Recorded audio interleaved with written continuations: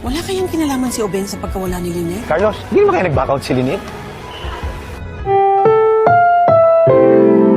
Ang programang ito ay rated SPG. Striktong patnubay at gabay ng magulang ang kailangan. Maaaring may masisirang tema, lengguwahe, karahasan, sexual, horror o droga na hindi angkop sa mga bata.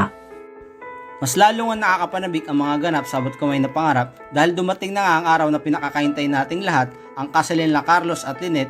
Pero sa kabila nga ng basbas ni Annalyn sa kasalang ito, na tanging hinihintay na nga lang ni Carlos ang maramdaman niya na wala nang umahadlang sa kasalan nila, ay hindi na nga excited itong si Lynette sa ginawa ni RJ sa pagkompronta sa kanya tungkol sa kanyang damdamin kay RJ na naging dahilan upang ipahinto ni Lynette ang pagmi-makeup sa kanya ng makeup artist, at pinag-iisipan nga mabuti kung maipagkita ba siya kay RJ at susulpot nga siya sa kanilang usapan.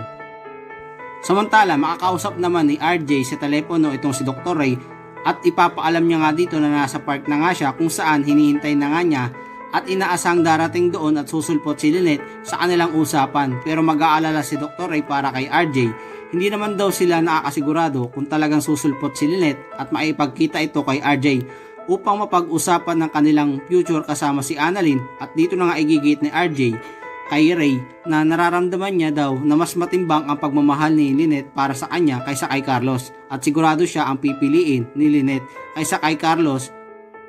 Sa abilang banda, first time naman mamimit ni Lolo Pepe itong si Carlos. I-congratulate nga ng matanda si Doc Carlos at sasabihin niya napakaswerte naman nito na mapapangasawa na nga niya itong si Lynette.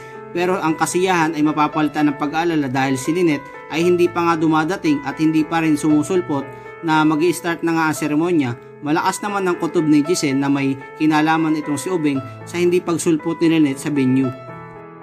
Samantala, ito naman si Michael the Bitterman ay mukhang masaya pa dahil tutuksay niya nga pa itong si Doc Carlos na baka daw nag-back out na si Lynette. Kaya naman ang aabangan natin kung talagang hindi nasusulpot si Lynette o baka naman na late lang ito.